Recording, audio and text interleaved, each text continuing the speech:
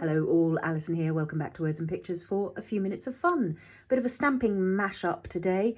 Some of my new designs from February from PaperArtsy and some of Seth Apter's stamps from his January release with PaperArtsy. Some panels that I shared recently over on Instagram that people seem to like quite a lot and I like quite a lot. So I just thought we'd try and achieve something similar today so that you can see how that was done. It's actually very similar to the technique we used for some rusty painty papers in January. So just a bit of that today. And as you can see, things have taken a slightly golden touch. More than one kind of gold on these. So let's explore. I've got my little gel plate. So this is a technique of Seth's, really, as much as anything else. Playing with painty layers and brayered layers and just a combination of the two. I like to work from both the matte and the gel plate just at different times. I've got several pieces of the PaperArtsy Smoothy card just cut into quarters. I think we might, let's work on a foursome. I like to have more than one going at a time because it means you can pick up bits of paint that are left over while something else is drying, something else is going on. Going to set the stamps aside for a moment. Oh look, there go my twigs. Big twigs, the big twigs. Set the stamps aside for the moment because what we want to do first of all is just get ourselves some layers of paint down. This can be any colours you enjoy. It shouldn't be following my colours. It should be your own exploration of your colour journey that you want to go on.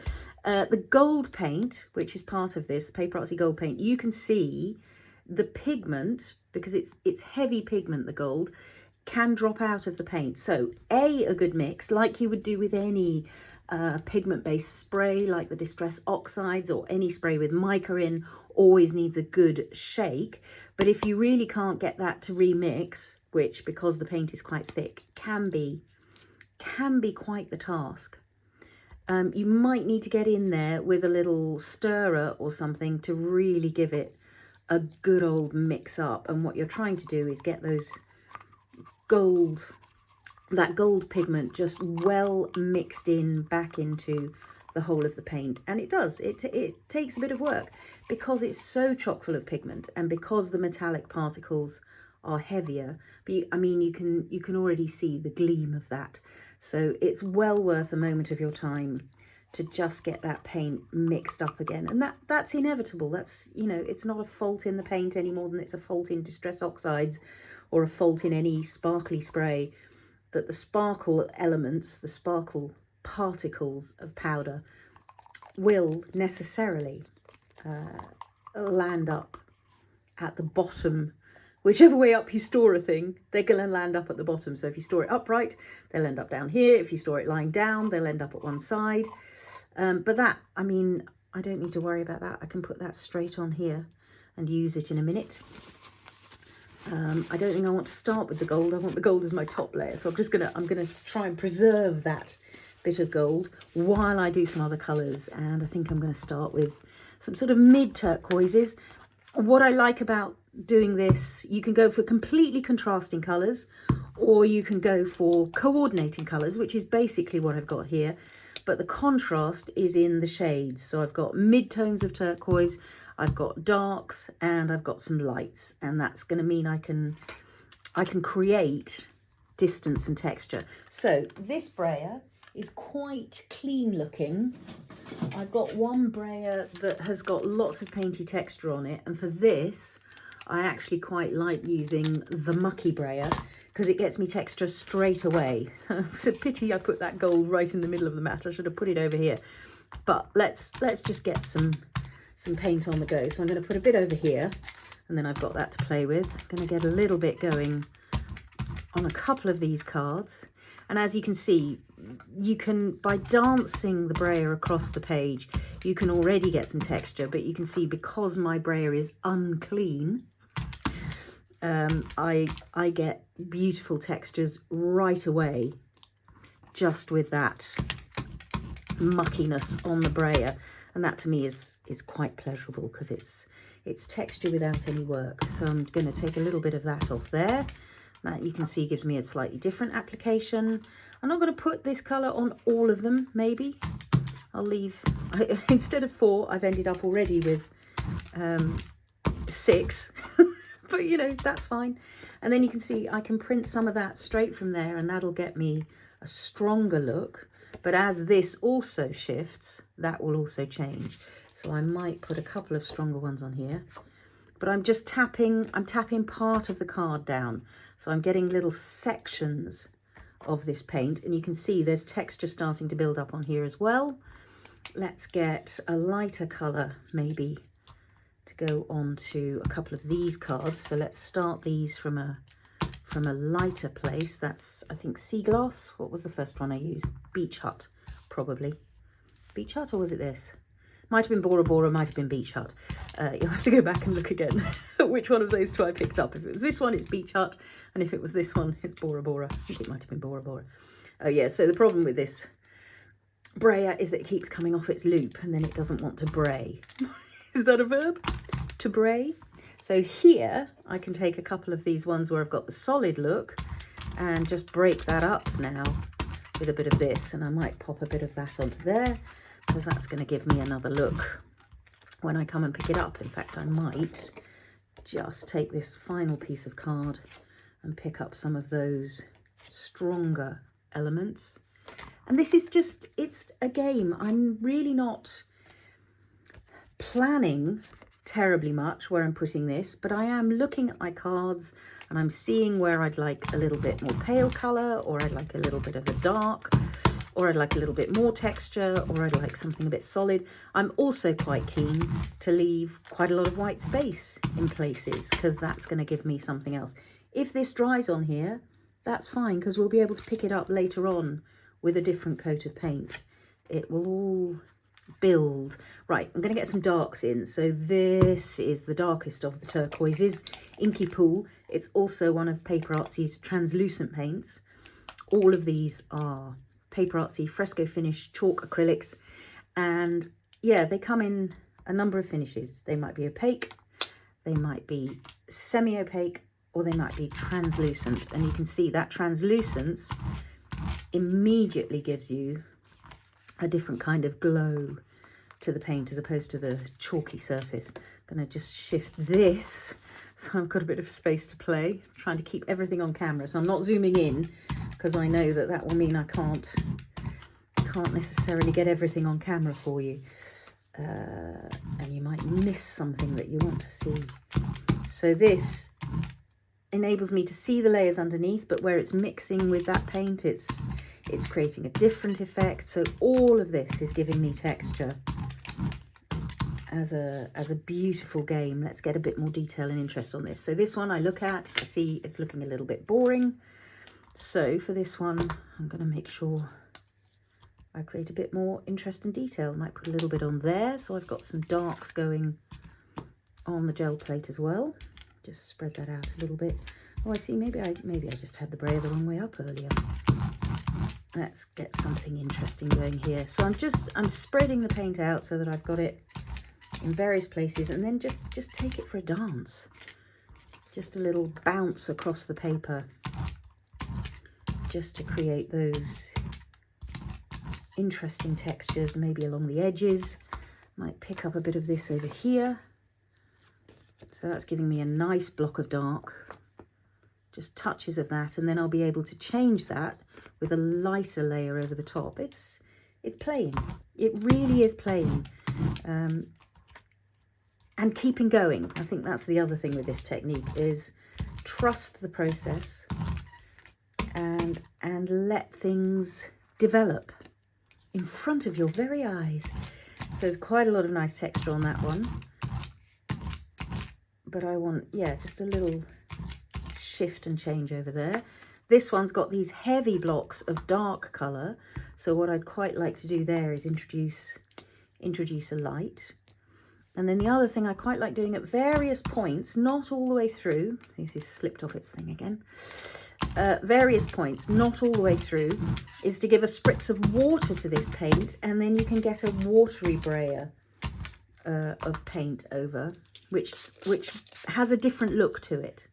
It will create a slightly different texture. So there goes a bit of a watery brayer, and you can see that that has a different kind of quality to it. Any minute now, I'm going to get to putting a bit of this gold on. Let's go with that. I like this watery one.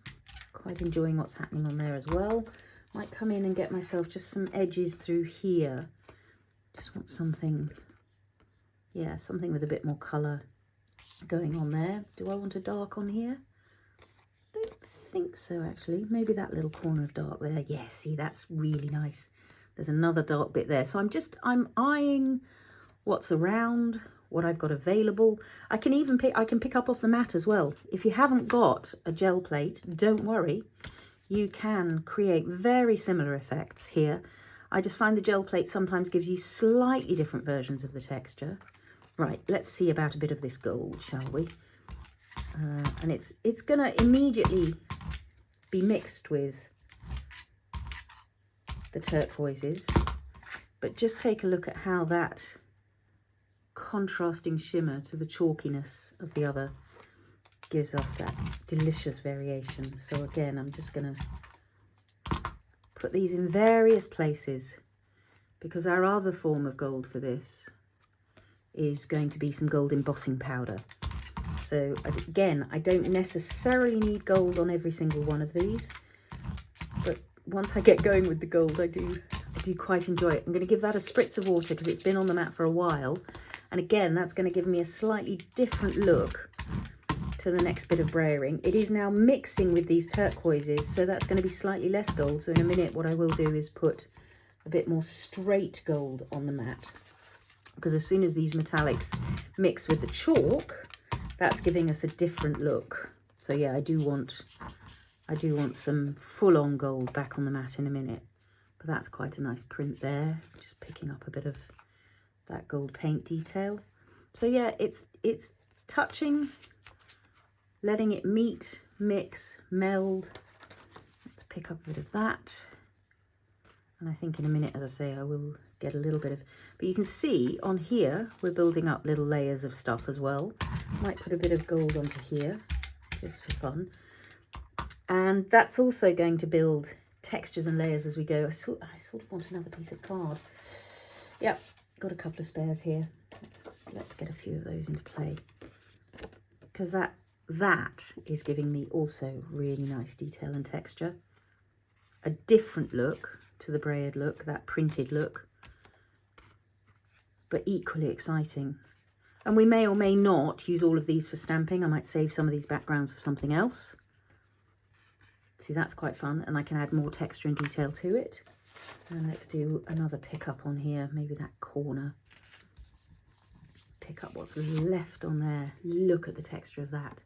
Beautiful. This is the joy of a gel plate, is that it's got those textures and delights built into it. Let's pick up a bit of that.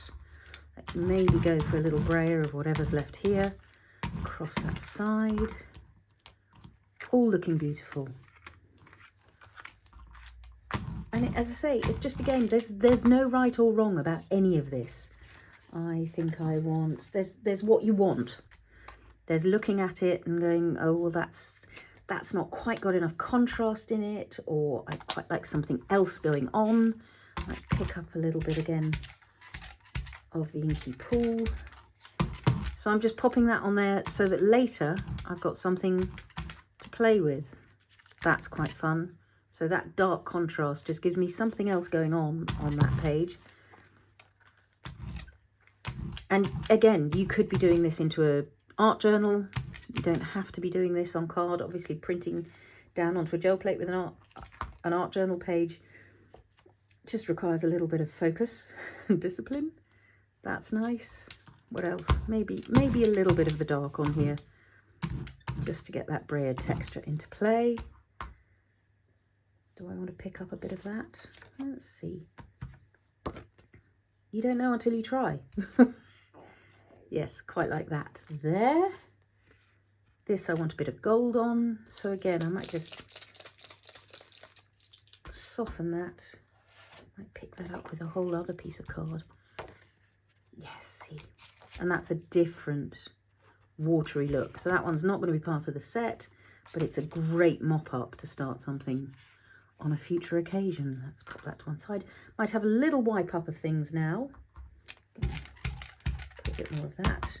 Actually, yes, no, I will wipe up, because as I said, I do just want to be able to put a little bit of gold unmixed with the turquoises. So let's pop a little bit of that there.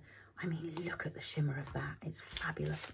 A little wipe of the brayer, again, just so that I can get this gold happening independently of the turquoise. Let's move you out of the way. Pop a little stripe of that there.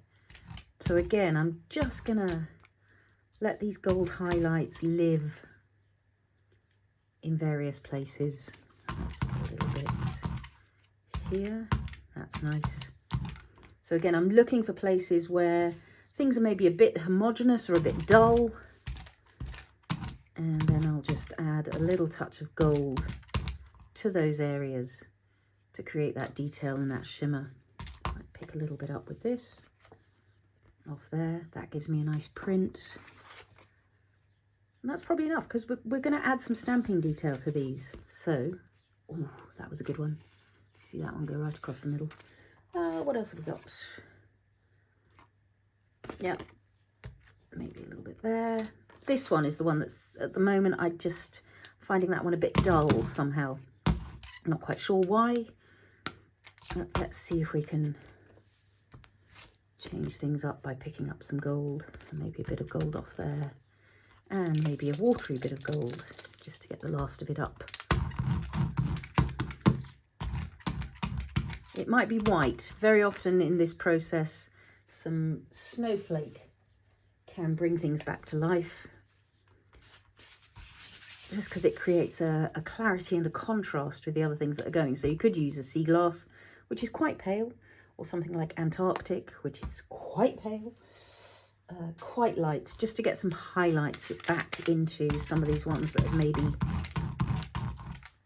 got some slightly dull areas. There we go, look at that. It's like just suddenly adding a bit of zing. Go crossways just to get a little highlight in there. That's nice. I'll pop a little bit on there. That's going to be a lovely print to pick up. Let's take a bit of this through here. So again, it's just bringing a bit of life back to areas that maybe have, yeah, nice. Where else? A little touch of white, maybe into this one.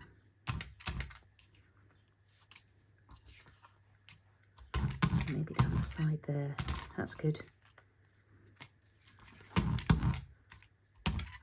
like something a bit more interesting here, I think. Let's just see what we've got on there. Great.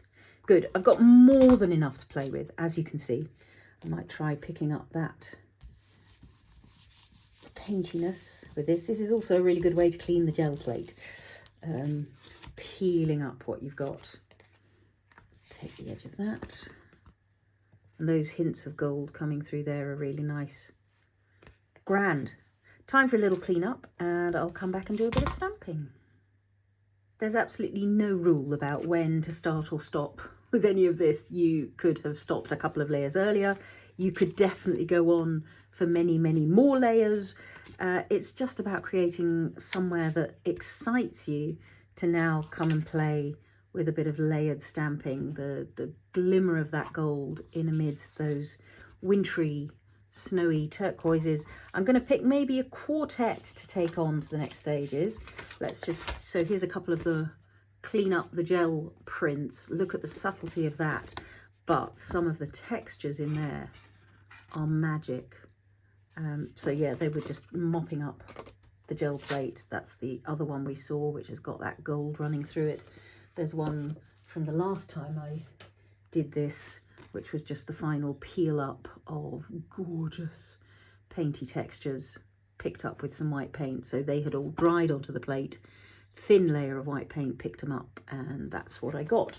So it's a gorgeous way to just play without an end in mind. Obviously, in the long run, you could use these as card toppers. You could slip them into art journals. That's probably what they'll be for me, elements within that. So let's do some stamping. So these are the texture elements, the wordy things on these. One of the reasons I think I was probably attracted, particularly this time around, to these ones of Seth's, is that I think we were thinking along similar lines. So I've got on my sets a couple of these sort of pen lid textures. On the set with the figures, I've got bubbly textures. And there was just something about these bubbly words that caught my eye. I said I was going to pick a quartet, didn't I? I think maybe you, and maybe you, and maybe you. Is that a good balance of lights and darks and things going on? Yeah, so let's take those four and save those four for a rainy day. And these textures and layers that Seth creates are just really gorgeous to put in. Grungy, slightly geometric, but off geometric elements that I think pair really beautifully with the botanicals. It's just quite pleasurable to do. And I started, when I was doing this, I started working in my usual browns and things, but then I found myself adding in little touches of green, which also made me happy. So that's some sepia, and then I'm gonna do a kind of ombre, so I'm adding some coffee to the middle there, and then this really dark acorn. These are all archival inks. You can use any permanent ink. You can use distress inks for this, but just bear in mind, if you put down a water reactive layer, then you do risk it moving when you put other things on top. I love that as a grungy element. I think I'm going to do something similar. So inking up with sepia, the whole thing, put a little bit of the coffee. I might go in the other direction this time. So coffee on those middle ones. I'm angling it so that I just hit with the edge on the area I want to. And then I'll take the dark acorn this time onto these thinner ones. And rather than that direction, I'm going to go this direction.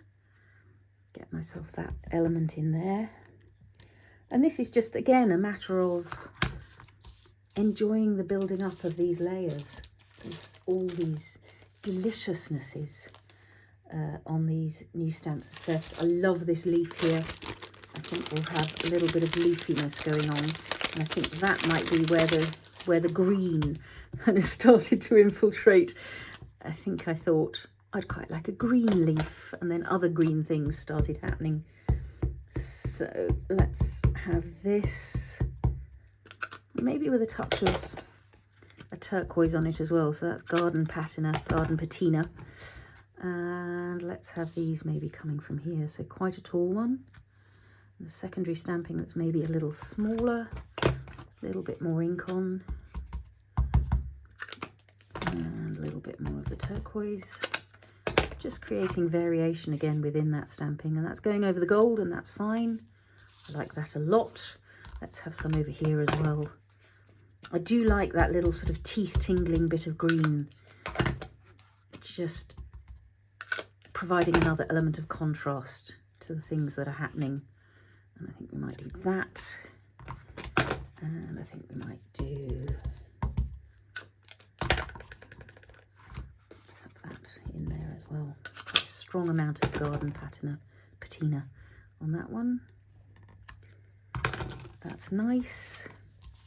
Do I want those somewhere else as well? Well, let's get some berries into the mix, because that's the other big joy of this new release. So in my newer stamps, we've had berry sketches before, but what's important about the new release is I wanted some solid berries so that they can hold their own against a busier background. So we've got these on the twisted branches is a little sort of, these are sort of like hips and haws, rose hips, that sort of thing. I think we might put them in quite a nice dark brown. Certainly through the branches of that. Then I might put some sepia round onto the berries themselves, just again for a hint of variation. Where should we pop those? Let's have them coming in from up here. Again, they are designed so that you can stamp them in multiple directions. But you can see they've already got their little white highlights dotted in. Might put a little branch over here, I think. Let's go with the dark again. Maybe we'll make these ones gold, actually. Yeah, let's have some gold ones of these. So this is the gold embossing powder. Let's make sure I've got some paper ready to catch it, because that's the thing I'm always doing when I'm embossing, is forgetting to have my powder catching paper ready. So you can absolutely do your embossing with embossing ink. That's fine. I tend quite often not to. I just use whatever ink I've got on the table. Any moisture will hold embossing powder. If you're working with something like an archival, as I am here, then you might need to be just a little bit speedier about getting your ink into play, getting your powder into play. I might have this sprig heading like so down from the top. Let's see what that does. I think that could be quite fun. There we go. Yes, I like that. Let's get some powder on it. Hopefully I dried these enough that the powder will only stick, there we go, to the berries themselves. And then it's going to be in the heat embossing when the magic of that powder comes to life. So this is Ranger's, I think it's called itself Queen's Gold. And at the moment it looks like a fairly dull brown powder, but as soon as I get this heat tool going on it, just take a look at what happens. I'm going to keep it running just for this go, and then the next embossings I'll do off camera, but I think it is worth it. If you've never seen embossing powder in action, then you haven't been watching enough of my videos. If you've never seen embossing powder in action, then it's quite magic when those little plastic particles suddenly start to melt, and there it goes. Watch that happen. See that gold just spread across those berries, and how it'll catch the light now. I'm going to direct the heat tool at it properly now, and it'll all happen a bit more speedily. Do not dry your hair with a heat tool. It's way hotter than a hairdryer. Don't get caught. So just look at the magic shimmer of that. That is catching on camera. Yes, it is. So we've got the subtle gold in the background of the paint, and then the full-on gold of the berries. In fact, I want some of the other berry branch in gold immediately. Where is it? Where's the other berries? Oh, over here. There we go.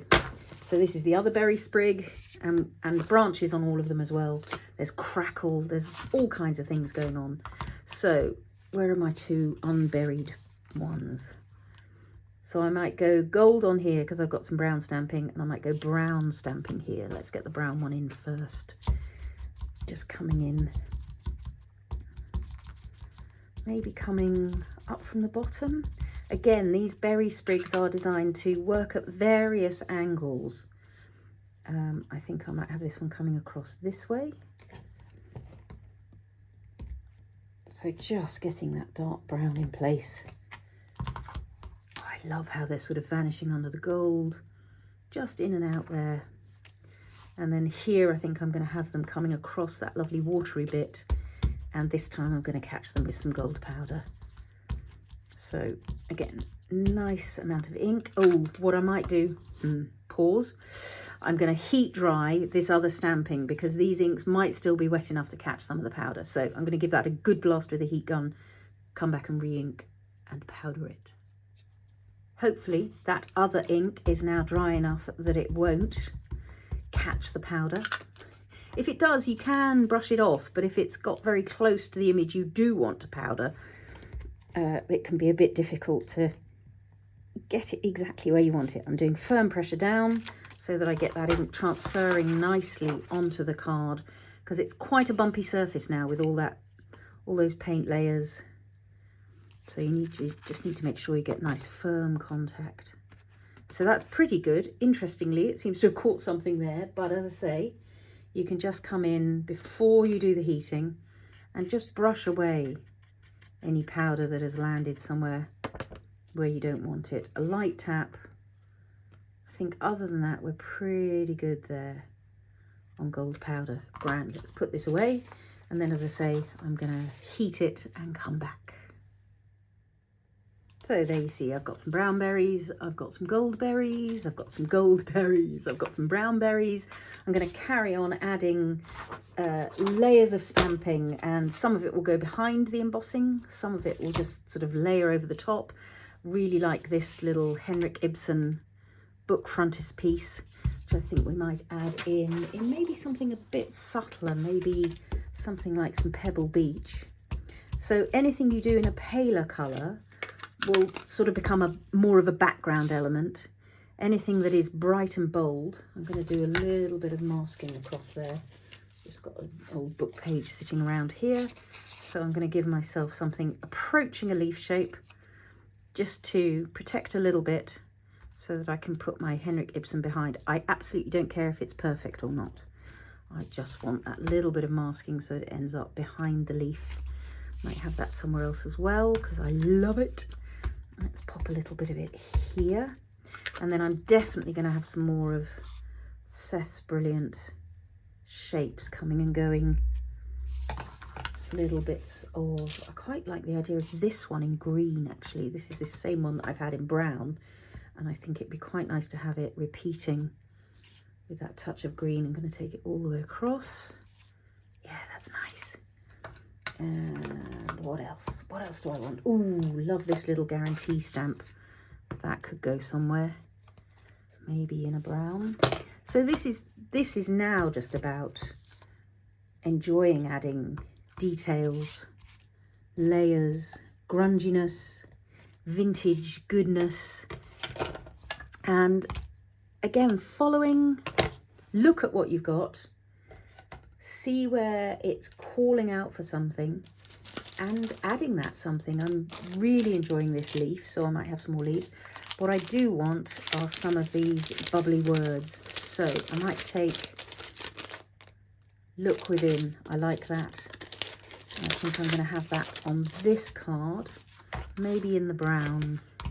So I did have some of the words embossed in gold as well, and that really works beautifully. But I think for this card where I've got the gold berries, I'm going to create contrast to the gold berries by not having the words in gold. If they don't show up enough, you still have the option of using a clear emboss on them, or maybe if you've got some dark brown embossing powder. Am I the right way up? Yes, I am. Look Within, it says. Just love that. Love that. And I might also add one of my own word stamps. So this one says beauty. Look within for beauty, not outside yourself. There we go. That's going to work really nicely together with these words. I'm going to put that there. It's building a sort of poetic resonance now for me. That love this one with these sort of scribbly lines, so I think we might have a little bit of that going on. Let's see. I don't want to lose beauty. It's important. Maybe in sepia, because I like that sort of rusty brown bit of sepia-ness. Where do we want this? Maybe not a full stamping, maybe just that little scribble as an element there. That's wonderful. Love that. I'm going to have it upside down somewhere else. Let's maybe have it connected to these. I think might be quite nice. There it is. That creates something quite special. I sort of want it partly behind these berries, and that should be possible because these are the gold embossed berries. So what should be possible is to stamp that, and then where it's going to cross the berries, if I get in there with just a little bit of kitchen towel quickly enough, I can rub the ink off the shiny surface of the berry so that again that stamp ends up behind. I like that so much. I want to echo it up in this top corner, maybe at a slightly different angle. Yeah, that's what I want. That's good, like that. I think I'm going to quite like it in conjunction with this here. Again, it's got a dynamism to it, that scribble. I love it. I love it. The vintage text is also really good, so maybe we'll have a little bit of that coming in from the other side, maybe towards these leaves. It's a subtle detail. Ooh, nice, nice, nice. What else? Ooh, just get rid of a little bit of this so that I can see what's going on. Let's have a look at the quartet and see where we've got to. I do want some more of these bubbly words, so let's put Look Within away And let's get out. There's one that says magical thinking, which I think is really a lovely thought. So many options when you've got this level of sort of detail in the stamps. There we are. Oh, make memories. Where's my magical thinking gone? Let's do this set. Let's pop that there. Oh, I love these blocks as well. So these here are great. Again, for a bit of geometric shaping in amongst my organics. It just gives you something with a bit of difference. What colour do I want them in? Maybe again to the Pebble Beach. Maybe that's just inking up the 4. And I'm going to have those maybe in here. Subtle little squares going on just to add a little something. Maybe the garden patina would be good. Ooh, or the green. Let's have green and garden patina for those. And let's have them here. Yeah, love that. So another bit of that down here maybe. And there's just something delightful to me about the combination of grungy geometry and wild botanicals. It is deeply satisfying. Okay, I said I was going to have a look at what I've got and thereby see what else I want. Let's see. Definitely need some gold bubble words. Make memories. Let's have that somewhere. So I've got gold berries and gold berries. There we go. That's gold and gold. Brown and brown. So maybe what I want are these gold words here. Or here. So many choices. Right, gonna stamp and bubble and gold emboss. Add a bit of spatter and we're pretty much there, I think, for this quartet. But as you can see, you could go on playing for quite some time, adding details and layers that the eye just catches in places. I quite like the idea of a bit of this crackle stamp or some branches. Oh yes, branches. There we go. That's what I want. Some twigginess. So going to take these large twigs and I'm going to take maybe the mid brown, so that's the coffee, and have some of those going through.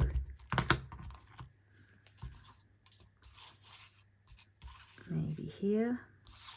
Layers and layers and layers. That's the joy of this game.